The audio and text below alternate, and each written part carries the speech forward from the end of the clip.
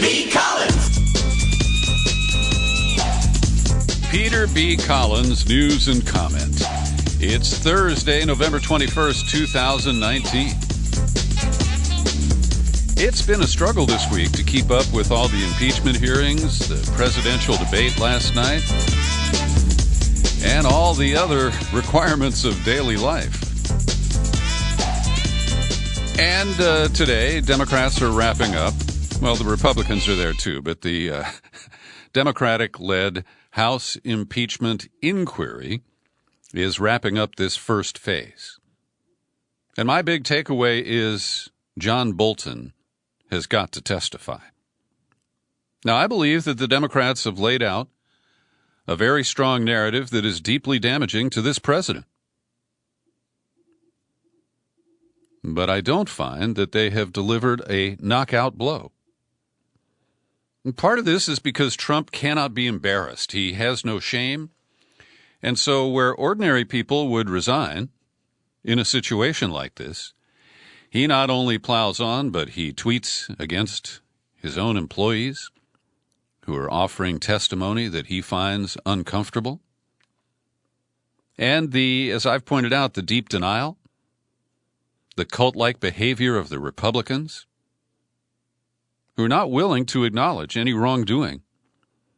And they variously present a counter-narrative, they distract with procedural complaints, and they just are generally disruptive, like Jim Jordan, the congressman from Ohio, who was injected into this committee just in time for these hearings.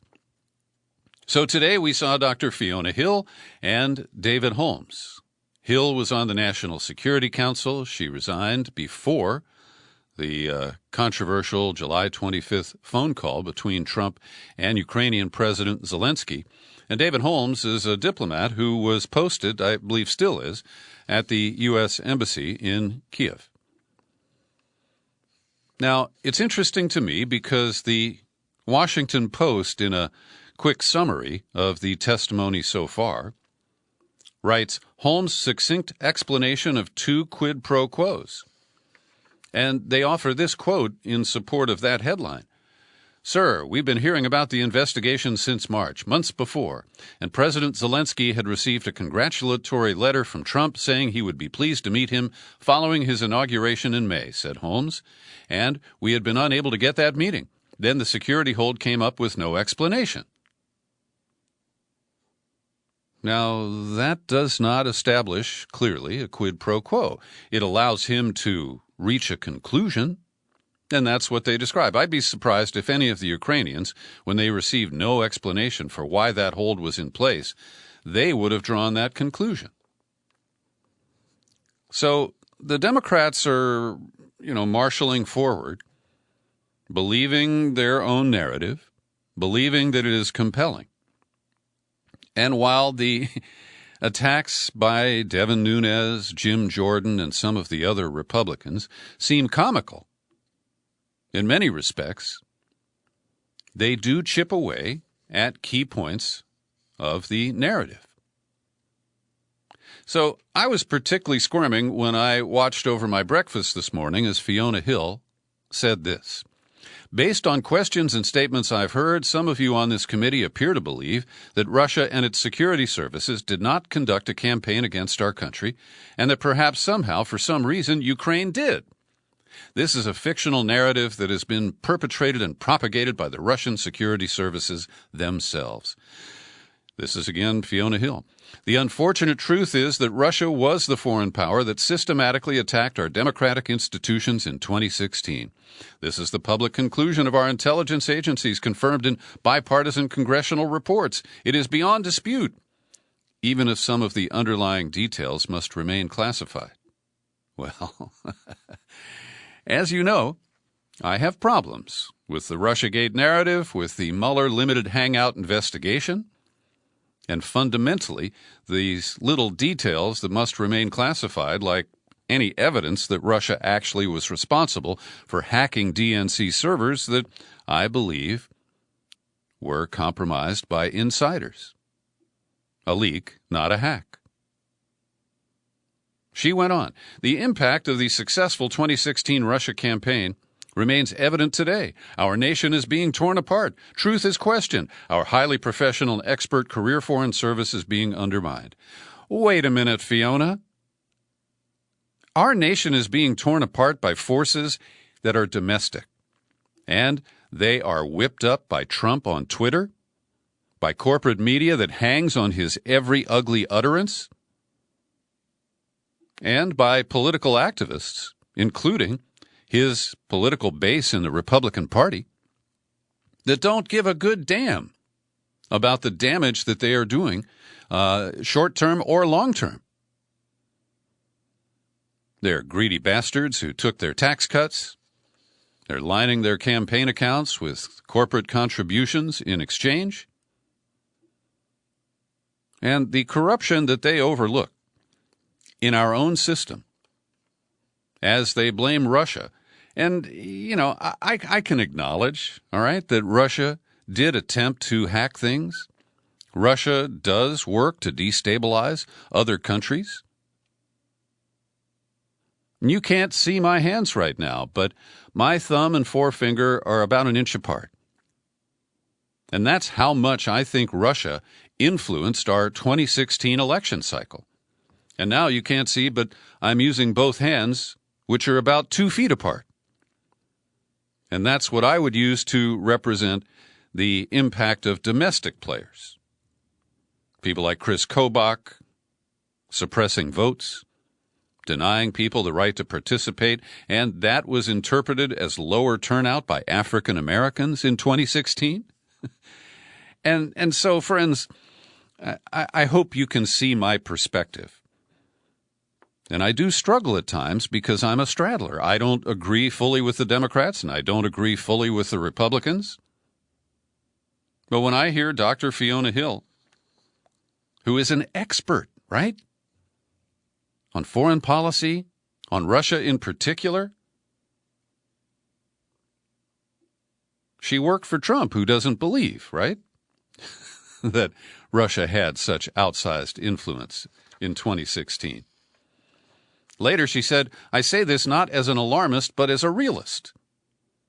And realistically, Fiona Hill, can you tell me that the troll farms activity on Facebook and Twitter turned the tide of the election in this country? That's not realism. That's hyperbole. She also went on to say, I refuse to be a part of an effort to legitimize an alternate narrative that the Ukrainian government is a U.S. adversary and that Ukraine, not Russia, attacked us in 2016. Now, this whole idea of attack is exaggerated language. And here's one more quick quote from Fiona Hill. Putin and the Russian security services aim to counter U.S. foreign policy objectives in Europe, including Ukraine, where Moscow wishes to reassert political and economic dominance. When we are consumed by partisan rancor, we cannot combat these external forces as they seek to divide us against each other, degrade our institutions, and destroy the faith of the American people in our democracy. Now, come on. She works for Trump. She doesn't buy his claim, that Russia didn't do anything in 2016. And she goes to the other extreme. We are destroying the faith of the American people in our democracy. It starts with Trump and the corporate-fueled Republicans, second only, well, not second to, but followed closely by corporate-funded Democrats. So a little more from the hearings today, and my notes may appear a little rambly here because I'm referring to summaries from different media outlets. And a little bit later, we'll talk about the strategy behind the kind of daily recitation by Devin Nunes of Trump's talking points.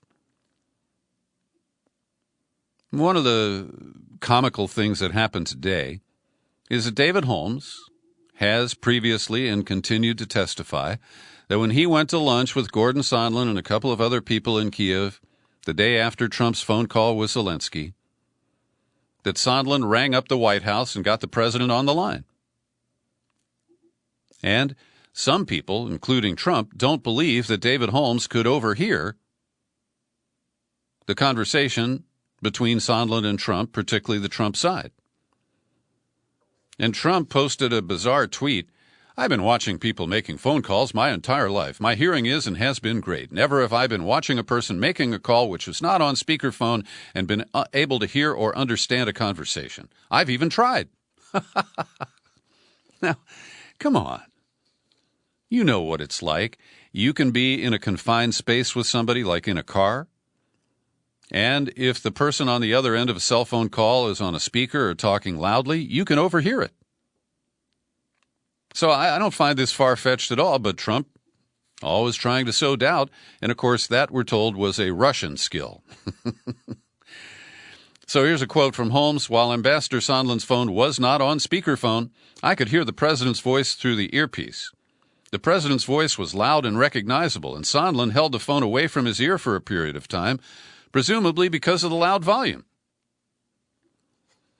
And Jim Jordan ripped Mr. Holmes, or tried to rip him a new one, by, claiming that he was just dredged up at the last minute to be one of the final witnesses for the Democrats. And again, I think those attacks fall well short of any kind of a serious hit. So one of the other things that came up here is Holmes, and this indicates that the Giuliani efforts in Ukraine started in March. Now, variously, during these hearings, we hear about conversations in May around the inauguration in Ukraine, and then July phone calls, etc. But Holmes and others at the embassy in Ukraine, led by Yovanovitch at the time, were concerned that the official policies were becoming overshadowed by a political agenda promoted by Mayor Rudy Giuliani and a cadre of officials operating with a direct channel to the White House. So it's pretty clear that there were two threads, as we heard Bill Taylor and others describe: an official channel and the unofficial channel. So I don't think that is really in dispute, even if the Republicans remain in denial. And Fiona Hill gave more detail about that July 10th meeting in the White House, where it has been widely reported that John Bolton abruptly ended a meeting with the Ukrainians, including the Chief of Staff Yermak and Ambassador Sondland. And it's because Sondland raised the issue of the quid pro quo. How about those investigations of Burisma? And Hill, as I agree, said it was clear then that Burisma was code for the Bidens. So I cut off this line and I said to Sondland, look, we have to properly prepare this. We really shouldn't be talking about it in front of the Ukrainians. We asked them to wait outside the door in the hallway. I pushed back on Sondland. Look, I know there are differences about when we should have this meeting. And Sondland reportedly backed down. So one of the other lines of attack from Devin Nunes, the Republican ranking member and a certified idiot, does have some merit. And there are some threads about Ukrainian involvement in the Democratic side of the 2016 election. Related to Bruce Orr of Fusion GPS, his wife Nellie worked there, let me get this straight. Nellie Orr worked at Fusion GPS. Bruce Orr worked at the Justice Department. Fusion GPS produced the Christopher Steele dossier. Republicans believe that was the genesis of the investigation of the Trump campaign. And then there was the Black Ledger that established that Paul Manafort received millions of dollars from the Yanukovych political party. That led in turn to his resignation from the Trump campaign. So I don't believe those have been adequately investigated, and there is just a shred of credibility that the Republicans magnify to try to make it seem like there was this other conspiracy going on.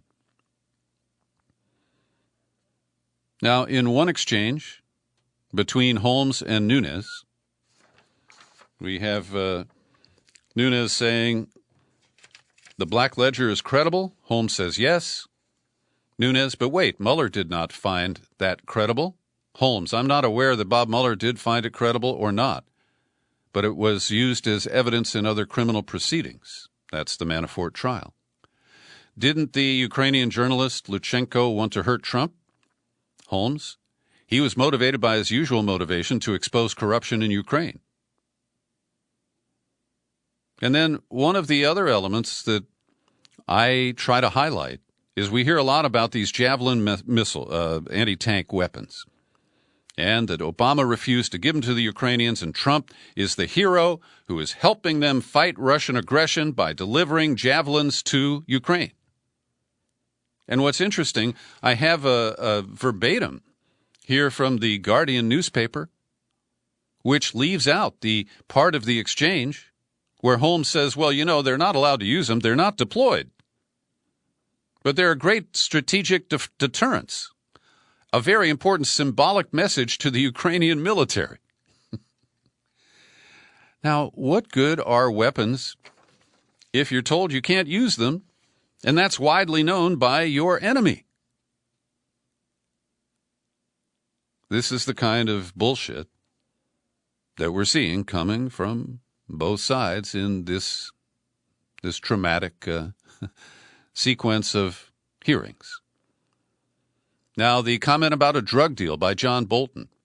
This has been wielded by Republicans. They've also tried to use projection to turn around Nunes' comment that Trump got caught. And Nunes' opening statement today was a sequence of statements about how Democrats have been caught doing this and caught doing that. It's childish neener stuff. But to this comment about the drug deal, Fiona Hill said that after the meeting ended and after they had the other conversation in the wardroom at the White House, she came back to Bolton's office, and that's when he said, I am not a part of whatever drug deal Sondland and Mulvaney are cooking up. I took it to mean investigations for a meeting, Hill added, when asked what Bolton meant by a drug deal. So I find that amusing, how that phrase, which is damaging to Trump and comes from John Bolton, got turned right upside down. Let's see. Now we take a look at Laura Cooper, who testified late yesterday, a Deputy Secretary of Defense, and she says that on July 25th, the same day of that phone call, in the afternoon, over at the Pentagon, her staff received an email from the State Department asking about that military aid and where the hell is it. She says, as of that date, there was an awareness of that, the hold on the delivery, and an expression of concern. So the narrative that the Democrats launched is proving to be fairly accurate based on the witness testimony. But again, I don't feel that this is a fatal blow on Trump. I don't think it's going to flip any senators. Maybe a handful, but not enough to remove him from office. And that is why, from the get-go, I have been skeptical that this is a viable route to impeachment. I hope and pray the Democrats will see that it's not sufficient and go back to the obstruction of justice from the Mueller report and, as I have said until you're blue in the face, or I'm blue in the face, the Michael Cohen guilty plea in the hush money payments to Stormy Daniels and the Playboy Playmate. Now, here's a complication I didn't expect. Hunter Biden, who is at the center of so much of all this, is now embarrassed to admit that he fathered a child with an Arkansas woman. Her name is London Roberts, age 28. She filed a paternity suit, took a DNA test, and now Hunter Biden's lawyers say, well, I guess that's accurate, and he's the daddy. And it just brings up that he has a complicated personal life. He's had bouts of addiction. He split up from his first wife, who mothered 3 children, in 2015. Then he was dating the widow of his brother, Beau Biden. Her name was Hallie. They broke up early in 2019, and then he turned around and married Melissa Cohen. Melissa must be thrilled to hear about Hunter's secret offspring. Good piece over at BuzzFeed, which I usually slough off as a listicle site and a lot of tabloid-style reporting. But let's give credit to Ryan Broderick, who's done a good job of showing how the idiotic things that I comment on, that I hear Republicans say in these impeachment hearings, are not aimed at those of us who are watching the entire hearings. It's aimed at the people who aren't watching, who get a clip from Fox News or they see it on social media. And so, he writes, each round of GOP questioning is not meant to interrogate the witness, but instead to create moments that can be flipped into Fox News segments, shared as bite-sized Facebook posts, or dropped into 4chan threads. Their alternate universe built from baseless online conspiracy theories and reading the tea leaves of Trump's Twitter feed dominates Fox News and Facebook. And the Republican strategy, as confusing and bizarre as it may seem, appears to be working. And I have to concede that. I haven't been watching much Fox. I've been unable to watch as much as I want of what I consider to be credible news coverage. So that's why. And I'm quoting again, at every hearing, Nunes and Steve Castor, the lawyer, put witnesses through the same process. They asked the witnesses if it was reasonable for Trump to think that Ukrainians were out to get him. They asked about Alexandra Chalupa, the DNC contractor. And they like to ask about that Black Ledger book. So I think that's an interesting observation, and I'm happy to share that with you. Every day I pause for a minute to thank the people who support my work at the Peter B. Collins Podcast with your subscriptions. And today I want to mention Joey Perillo. He's out there in Philly. Faith Peoples, Paul Tomaselli, and one more here, Douglas Cooper, right here in the Bay Area. I appreciate my subscribers every day, and I invite you to become one. Visit peterbcollins.com, click on menu, click on Become a Subscriber. You'll hit the sign-up page, and you can figure it out from there. If you want to avoid PayPal, I'll enable you. Just address your correspondence to Box 150, 660, San Rafael, California, 94915. Last night, another Democratic debate, they're monthly now, held in Atlanta. And while it is tedious, yes, there are too many people on the stage, and yes, the moderators always favor the front runners, and, it's not a fair way to conduct these debates. Nevertheless, I always find something valuable, and last night, while I'm not a Joe Biden supporter, he had a fairly good night, except for 2 or 3 really glaring gaffes.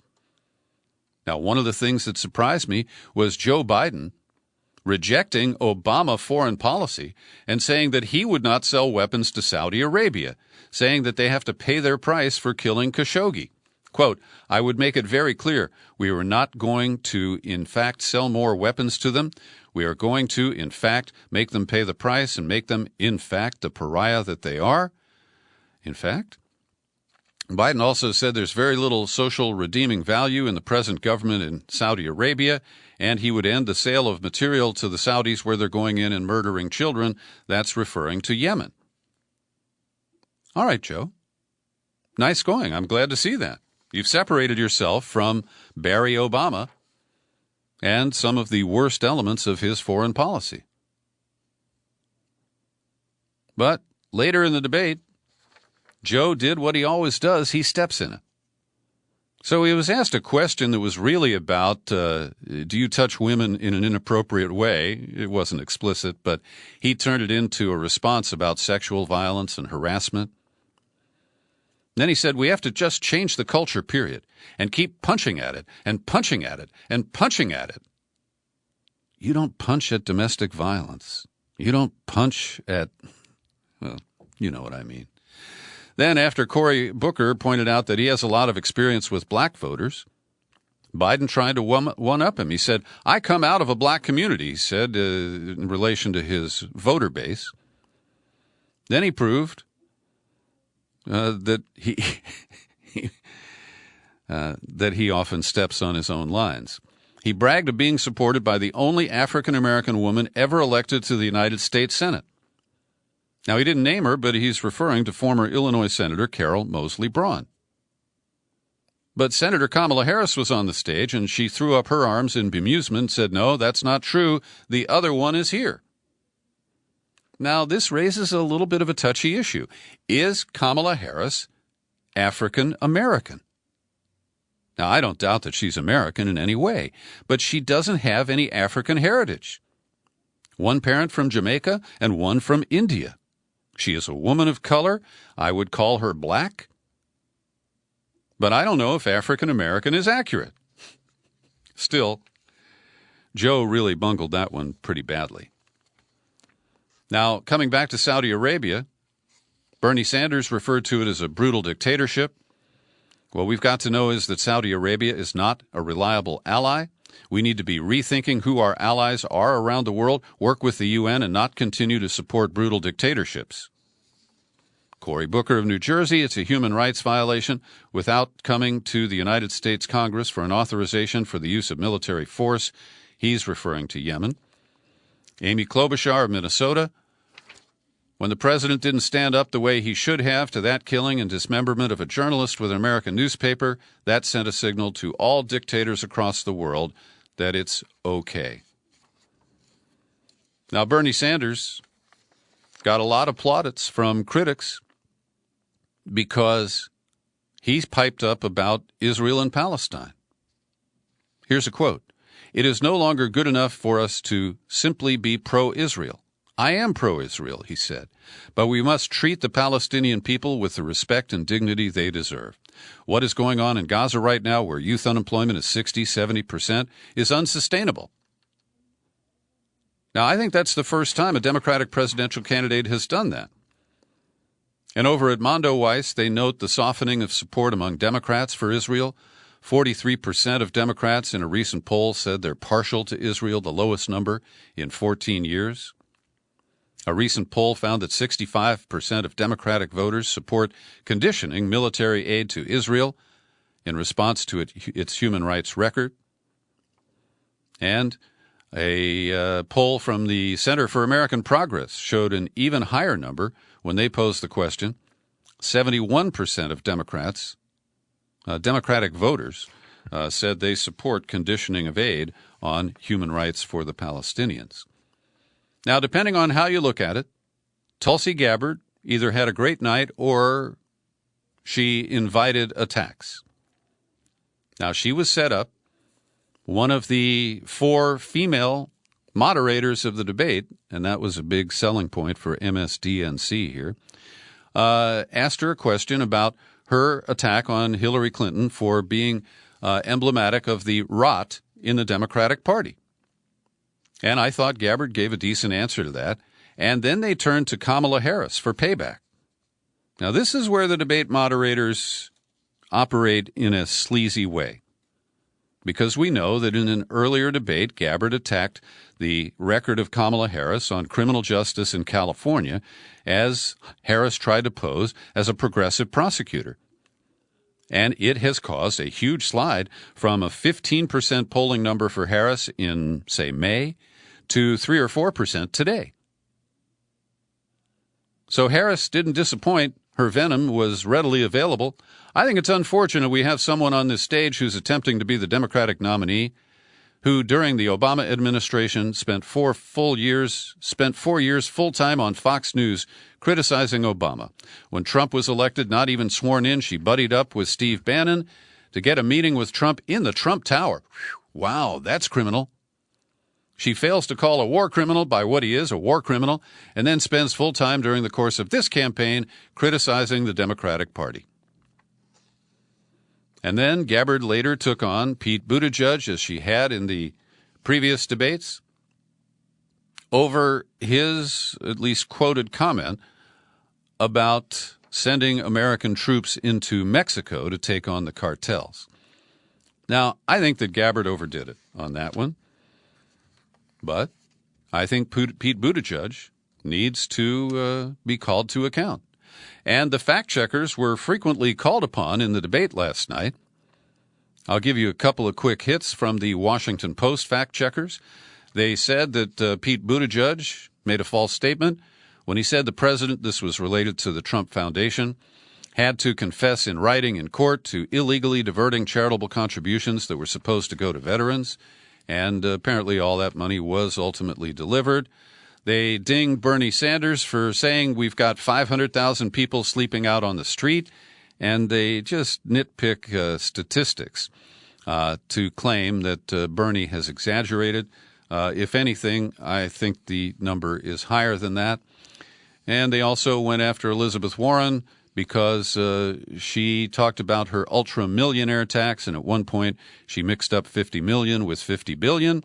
But I think that's a trivial complaint, as is the hit on Sanders because he said 500,000 people go bankrupt because of medically related issues.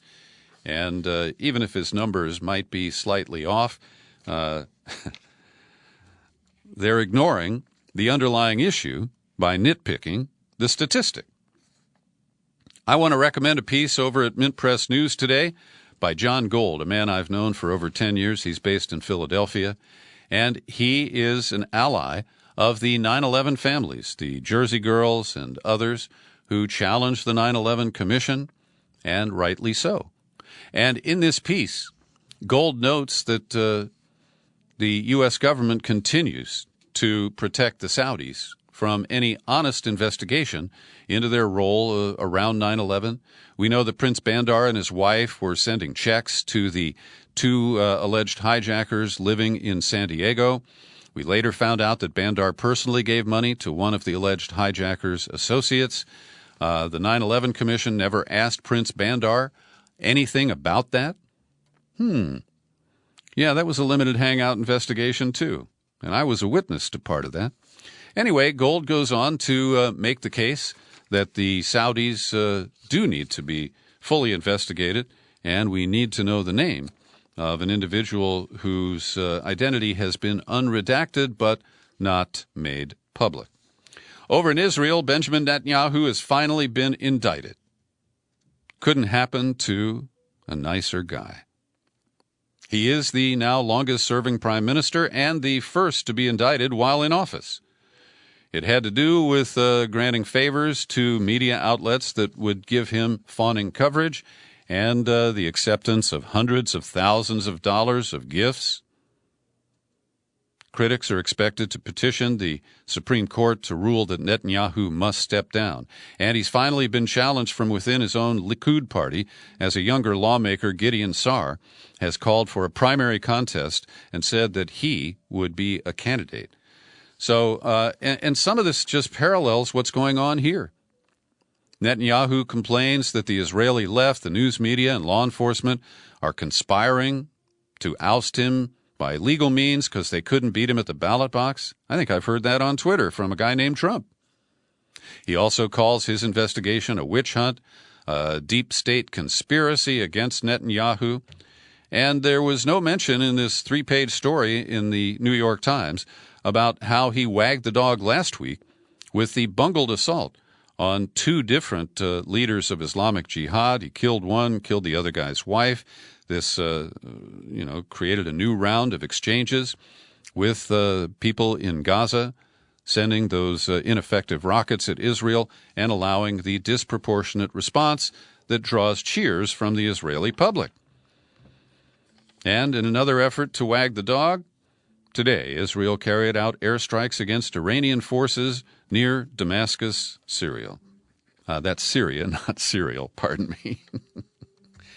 I have more news, and I'm just going to plow on. I know I'm a little over my intended duration here, but there's more to report, and so I shall, and you can listen at your own leisure. The protest at Hong Kong Polytech University has somewhere around 50 people remaining. They are reluctant to surrender because they worry about being charged with rioting that could produce a 10-year prison sentence. And yesterday, We saw, despite the impeachment that is allegedly causing gridlock in the nation's legislature here, that both houses have passed a bill. It's mostly a resolution speaking of support for the protesters. And by the way, I still have skepticism that this is a purely organic protest, and we look for solid evidence of any kind of U.S. involvement. But the Chinese leadership in Beijing is responding with threats. They said the U.S. actions severely damage bilateral relations, don't help world peace, and that the U.S. should rein in the horse at the edge of the precipice. The People's Daily threatened if the U.S. obstinately clings to its course, the Chinese side will inevitably adopt forceful measures to take resolute revenge, and all consequences will be borne by the United States. So this legislation, as I say, is pretty much a feel-good resolution. I don't expect that it's going to produce any real outcome. It's called the Hong Kong Human Rights and Democracy Act. Trump has 10 days to sign it. It requires the Secretary of State to certify every year whether Hong Kong is sufficiently autonomous from China to justify its special trading status. So, like I say, it's a feel-good resolution with no teeth. And we are learning that one of the former employees of Britain's consulate in Hong Kong said that the Chinese secret police tortured and beat him, deprived him of sleep, hung him in a spread eagle pose for hours as they sought information about their feared foreign interference in the protests in Hong Kong. In Arizona yesterday, in the second trial of Scott Warren, he was acquitted by a jury for providing water, clothing, and temporary shelter to migrants who came over the southern border.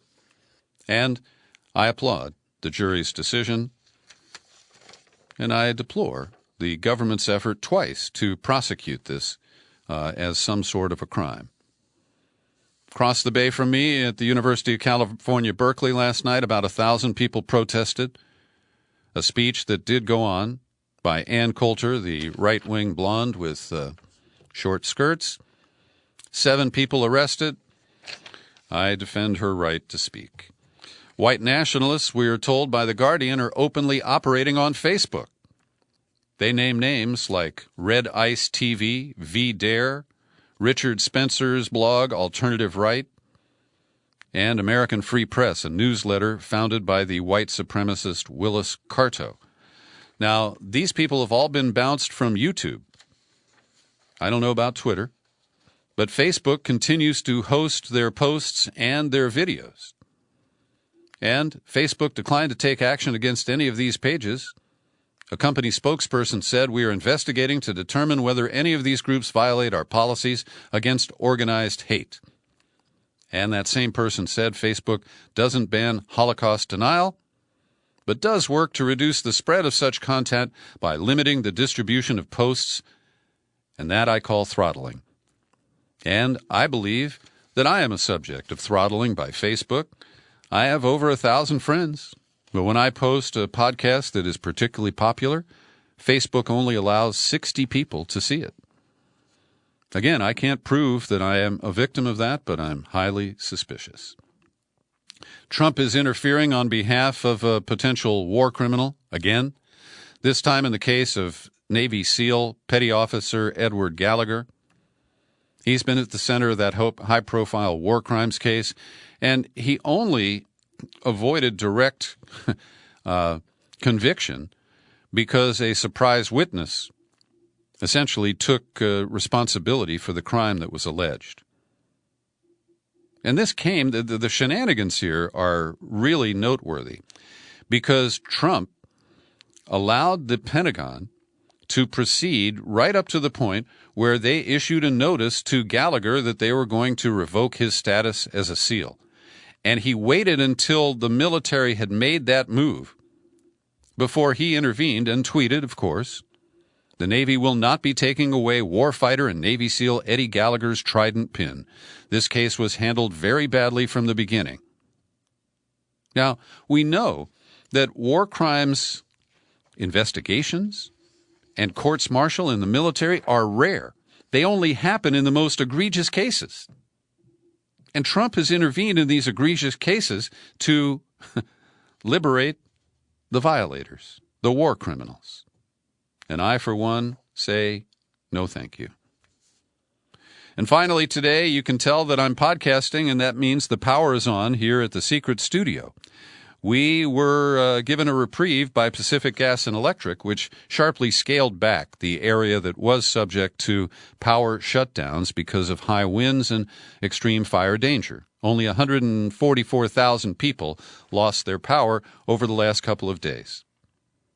Meanwhile, the State Public Utilities Commission, with a new sheriff, Mary Bell Batcher, held a hearing where they slammed the cell phone companies for their failures during the previous planned outages. They knew the outages were coming, and they didn't provision generators, backup systems, and batteries to keep the majority of the networks operating. It's a big threat to public safety, and one of the biggest reasons why these intentional power shutoffs create new risks while trying to reduce others. Thanks for listening. My lengthy daily news and comment podcast. You're free to share it everywhere. You'll find it on YouTube. And I'm still Peter B. Collins. Happy trails to you until we meet again. Happy trails.